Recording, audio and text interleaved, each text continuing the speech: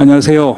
다시 찾아와 주신 여러분을 환영합니다. 왜 취임 열흘도 안 된 국무총리가 하필 폭우경보가 내린 이 시점에 국회를 먼저 찾아왔을까요? 7월 10일 한성숙 국무총리가 국회를 방문했습니다. 원내대표실에 앉아서 대표 직무대행 겸 원내대표인 한병도 의원과 마주 앉았어요. 뉴스로 보면 30초짜리 스케치 화면입니다. 총리 취임 인사, 여당 방문, 화기애애한 사진 한 장, 여기까지가 지상파가 다루는 방식이에요. 그런데 이 자리 그렇게 소비하고 넘어가면 여러분이 놓치는 게 있습니다. 두 가지 질문을 먼저 던지고 시작할게요. 하나, 왜 취임 첫 대회 일정이 하필 여당 국회 방문이었을까요?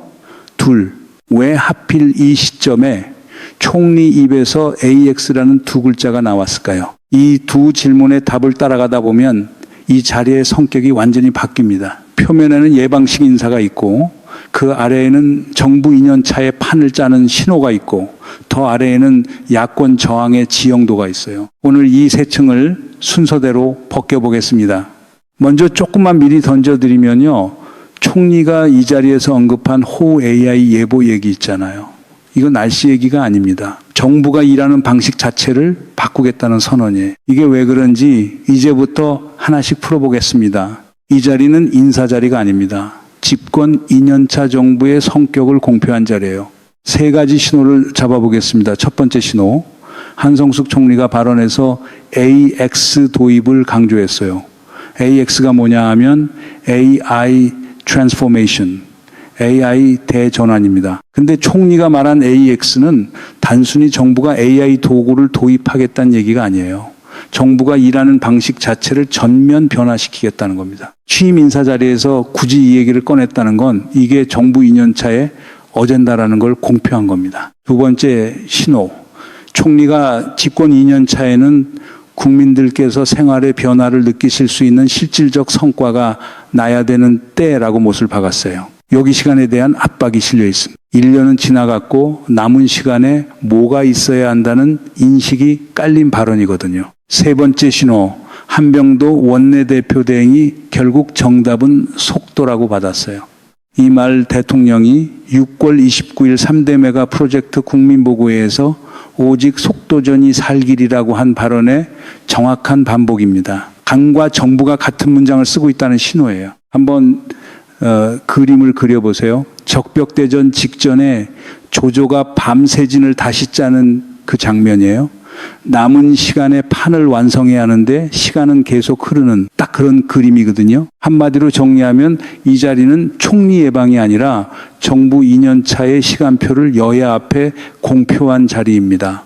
그러면 이 시간 압박은 도대체 어디에서 오는 걸까요? 결국 이 시간 압박은 AI 경쟁 때문이잖아요. 세계 각국이 다 뛰고 있으니까 우리도 빨리 해야 하는 거고 이렇게 이해하고 넘어가면 편하죠. 그런데 잠깐만요. 이 설명 반쯤만 맞습니다. 진짜 이유는 세 층으로 되어 있어요. 첫째 층은 국제 압박입니다. 미국, 중국, 유럽이 AI 반도체 판을 짜기 시작했고 트럼프 관세 정책이 한국 수출을 압박하고 있어요. 여기까지는 뉴스에서 다 다룹니다. 문제는 둘째 층부터예요. 정치 시계입니다. 이재명 정부의 5년 임기 중에 이미 1년이 소진됐어요. 남은 4년 안에 3대 메가 프로젝트를 완성해야 하는데 이 판이 755조 원짜리입니다. 삼성과 SK가 발표한 국내 투자 규모를 다 합친 숫자예요. 이 정도 판을 임기 안에 착수 궤도에 올리려면 지금 이 시점에 입법이 끝나야 합니다. 셋째 층이 진짜 핵심이에요. 대내저항. 야당은 22대 국회 후반기 원구성을 지연시켰습니다. 상임위원 배정도 미뤄지고 있어요. 필리버스터 활용도 예고돼 있고요. 이런 도구들이 하는 일이 뭘까요? 딱 하나입니다. 시간을 늦추는 거예요. 여러분 이 이중구조 보이시죠? 한쪽에서는 속도전은 졸속이다.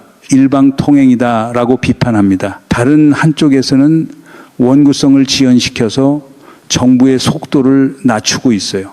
속도를 늦추는 게 자기들 전략인데 그걸 왜 이렇게 빠르냐고 비판하는 겁니다. 지상파 뉴스만 보고 있으면 이 이중구조는 절대 안 보여요.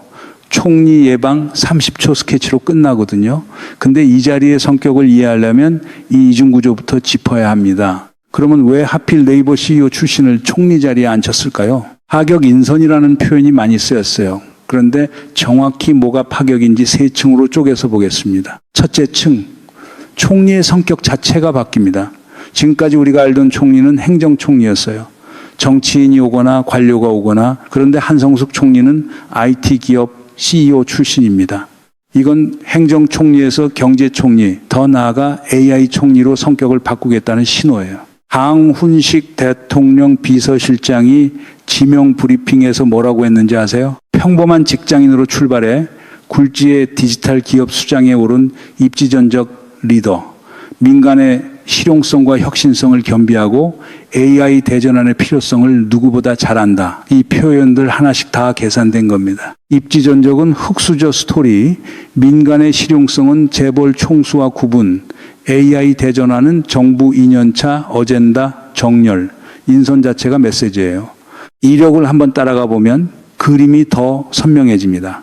숙명여대 영어 영문학과 졸업 후 IT 전문지 기자로 사회생활을 시작해요. 그러다가 검색기업 엠파스에서 검색사업본부장을 하고 2007년 네이버 전신인 NHN에 합류합니다. 서비스 본부장 총괄이사를 거쳐 2017년에 네이버 대표이사에 올랐어요. 창사 이래 첫 여성 CEO였습니다.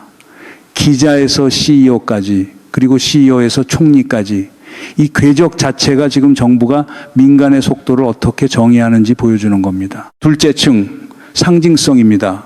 한명숙 총리 이후 19년 만에 여성 총리, 헌정사 두 번째 여성 총리예요. 그런데 상징성이 진짜 파격의 이유는 아닙니다. 상징만 필요했으면 다른 카드도 많았어요. 셋째 층이 핵심이에요. 이력의 완벽한 부합입니다. 한번 보세요. 네이버 대표 시절 프로젝트 꽃이라고 있었어요. 중소상공인이랑 창작자를 플랫폼 성장축으로 끌어올린 프로그램입니다. 이재명 정부의 경제 코드와 정확히 겹칩니다. 그 다음 스마트 스토어랑 네이버페이 확장을 주도한 실무 경험이 있어요. 플랫폼 확장이 어떻게 돌아가는지 몸으로 안다는 얘기입니다. 그 다음 중기부 장관 1년 하면서 모두의 창업 프로젝트에 6만 3천 명이 신청했어요. 정부 공모사업 사상 최대 규모입니다. 리더십 스타일도 짚을만해요. 네이버 대표 시절 사장실을 26층에서 15층으로 옮긴 일화가 있어요. 층간 이동 없이 직원들이 바로 접근할 수 있는 층으로 사장실을 내려왔다는 겁니다. 지시하는 CEO가 아니라 질문하는 CEO 스타일이라는 평가를 받는 이유예요. 관료 조직에 넣었을 때 어떻게 작동할지 그 시험대가 지금부터 시작되는 겁니다. 미국 경제지 포천이 뽑는 세계에서 가장 영향력 있는 여성 리더 50인에 2017년부터 4년 연속 선정된 이력도 있어요. 이거 그냥 상징이 아닙니다. 국제 무대에서 한국 정부를 대표할 때 어떻게 익힐지 계산된 카드예요. 일부 언론에서는 이런 프레임을 밀었습니다. 지방선거 성적 부진이 반영된 인사다. 정치인 대신 비정치인으로 방향을 튼 소극적 선택이다. 근데 이 프레임이 굳어지면 결과적으로 누가 이득을 보는지 한번 따라가 보세요. 인사의 논리를 소극적 방어로 축소시키는 게 목적이거든요. 허생전에 나오는 허생 아시죠? 정치판 밖에서 살던 사람이 판이 무너진 조선 상권에 들어와서 완전히 새로 짜는 그 장면이에요. 이 인선의 논리는 지선 성적이 아니라 AX 어젠다에 맞는 사람을 골랐다는 겁니다. 그럼 야권은 이 사람의 뭘 물고 늘어졌을까요? 자, 그럼 왜 이렇게 됐을까요? 이제부터가 진짜 그림입니다. 3대 메가 프로젝트가 뭐냐부터 다시 정리하겠습니다. 반도체, 피지컬 AI, AI 데이터 센터, 이 세 개가 삼각축이에요. 반도체에서는 서남권 클러스터에 800조 원 팹 4개를 짓습니다. 충청권에는 81조 원을 넣어서 HBM 패키징 공장을 세워요. AI 데이터 센터는 SK만 10기가와트 추가 구축을 걸었고요. 삼성과 SK 합쳐 총 755조 원. 이게 공식 발표 숫자입니다. 관리체계도 이례적이에요. 청와대 안에 3대 메가 프로젝트 직할 담당관을 배치합니다. 대통령이 직접 챙기겠다는 뜻이에요. 8월 11일에는 반도체 특별법이 시행되고요. 대통령이 위원장을 맡는 반도체 산업 경쟁력 강화 특별위원회도 그때 출범합니다. 이 정도 판을 대통령이 직접 위원장 자리를 챙긴다는 건 어떤 신호일까요? 정부 부처가 아니라 대통령실이 직접 속도를 만들겠다는 겁니다. 이 판을 굴리려면 법이 필요해요. 그게 지금 준비 중인 메가특 구특별법입니다. 뭐가 담기냐면요. 규제 샌드박스를 대폭 확대하고 전력구매계약 PPA를 통해 전력 비용을 낮추고 세제 지원과 특별 보조금을 넣습니다. 그리고 여기에 주 52시간 근로시간제 예외 조항이 논의되고 있어요. 이 부분은 나중에 더 짚어야 할 지점입니다. 재원도 새로 짰어요. 추경 아니고 미래 대응 기금이라는 새 기금을 만들어서 반도체 초과 세수를 활용하기로 했습니다. 이거 7월 5일 총리공관 고위 당정 협의에서 확정된 사안이에요. 김영범 정책실장이 뭐라고 SNS에 남겼는지 보세요. 반도체에서 번 돈을 수도권 부동산이 아닌 다른 데 쓰이도록 청년에게 일자리와 주거 같은 새로운 기회를 주겠다는 구상이었습니다. 반도체 초과 세수를 청년 주거 창업 일자리로 순환시키겠다는 얘기예요. 이건 산업 정책이 아니라 세대 순환 정책입니다. 여기서 그림이 맞춰집니다. 총리가 취임 열흘 만에 하필 국회에 온 이유. 8월 17일이 민주당 전당대회입니다. 앞으로 5주가 남았어요. 그 이후에는 새 당대표 체제로 넘어가고 하반기 국회 원구성이 진행되고 정기국회 준비가 시작됩니다. 메가특 구특별법을 연내에 처리하려면 지금 이 5주가 골든타임이에요. 총리가 발언해서 당정협의회 채널을 내실 있게 운영하겠다.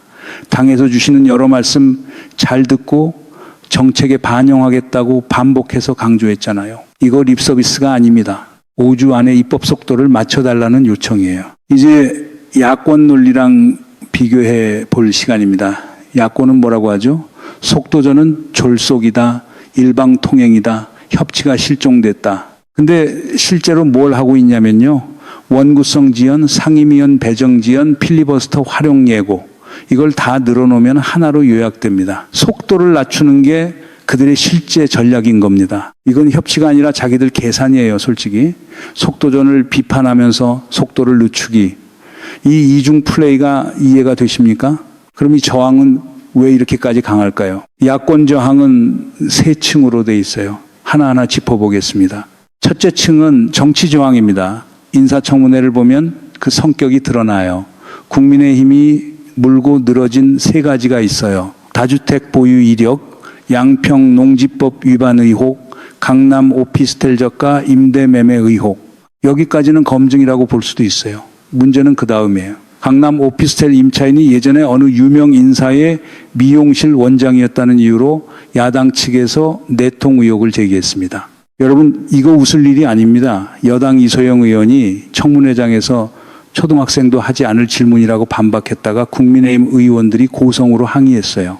청문회의 성격이 검증이 아니라 망신 주기로 넘어갔다는 걸 이 대목이 폭로합니다. 여기에 더해서 6.25가 남침이냐 북침이냐를 물으면서 총리 후보자를 트랩에 넣으려고 한 장면도 있었어요. 청문회가 안보관 검증이 아니라 함정 질문으로 변질된 겁니다. 이 청문회 저질화, 이번이 처음이 아니거든요. 김민석 전 총리 청문회 때도 그랬고 그 이전 총리 청문회에서도 같은 패턴이 반복됐어요. 한두 번이 아닙니다. 둘째 층은 언론 프레임 저항이에요. 서남권 반도체 클러스터 발표 이후 어떤 프레임이 굳어지고 있죠? 호남 특혜다, 지역 편중이다, 용인이랑 청주는 왜 소외됐냐? 이재명 대통령이 SNS에 7개나 글을 올려서 반박해야 할 정도로 이 프레임이 밀고 들어왔습니다. 근데 재밌는 게 있어요. 용인 반도체 클러스터 발표 때 이 매체들이 뭐라고 했는지 기억하세요? 수도권 집중이라고 짚었나요? 아니거든요. 조용했어요. 같은 기준이 그때는 왜 적용되지 않았을까요? 이 온도차 같은 매체 맞나 싶을 정도입니다. 강훈식 비서실장이 이 대목에서 짚은 표현이 있어요. 반도체 난방개선이 붕괴됐다는 표현이었습니다. 수도권 밖에서도 대규모 첨단 산업이 가능하다는 걸 이번에 증명했다는 뜻이었어요. 그런데 이 표현이 왜 필요했을까요? 그동안 얼마나 오랫동안 반도체는 수도권 것이라는 프레임이 자리 잡고 있었는지 이 한마디에 다 들어있는 거고. 셋째 층은 여론 심리 저항이에요. 최근 리얼미터 조사에서 이재명 대통령 지지율이 긍정 47%, 부정 49.2%, 3주째 데드크로스입니다. 3대 메가 프로젝트 발표로 소폭 반등하기는 했어요. 그런데 주가 급락, 고환율 같은 체감 경기 악재가 겹치면서 반등 폭이 제한적이었습니다. 여기서 오해하시면 안 돼요. 지지율 하락 이꼴 정부 실패 이렇게 등호로 연결해 놓은 게 언론 프레임이거든요. 그런데 이건 개혁 정부가 항상 마주하는 지형입니다. 판을 흔들려고 하면 판 위에 있던 세력이 저항하죠. 그 저항이 여론에 반영되는 거고요. 이건 마치 호랑이와 곶감 얘기입니다. 실체 없는 두려움을 만들어서 방향을 돌리려는 거예요. 호남 특혜다, 독주다, 지지율 봐라. 이 세 가지 곶감으로 방향을 흔들어 놓는 거죠. 지금 뉴스에서 지지율 하락만 반복해서 다루는 이유가 있어요. 이 세 층의 저항 구조를 안 짚으면 답이 안 나오거든요.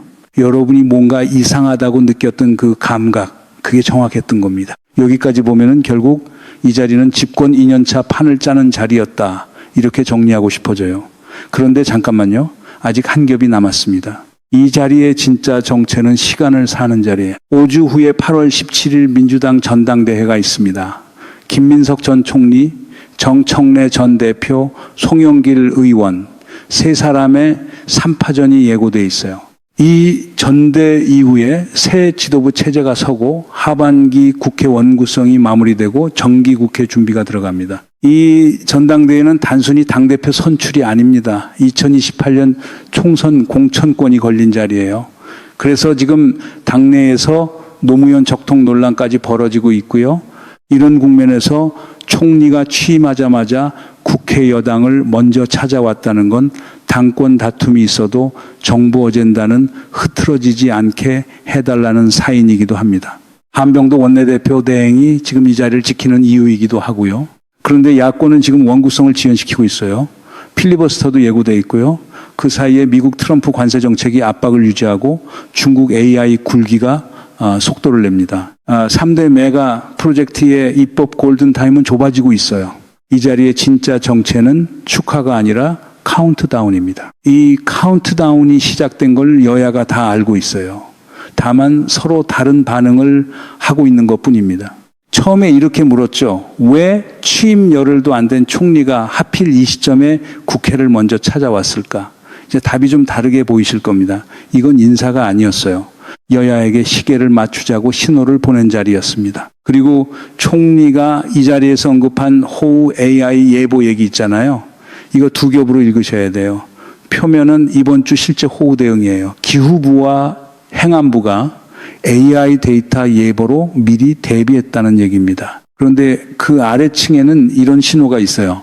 정부 운영 방식 자체를 AI 기반으로 전환하겠다. 야권의 정치 공세에 일일이 대응하는 통치가 아니라 데이터와 시스템으로 굴러가는 정부, AX가 이런 뜻이거든요.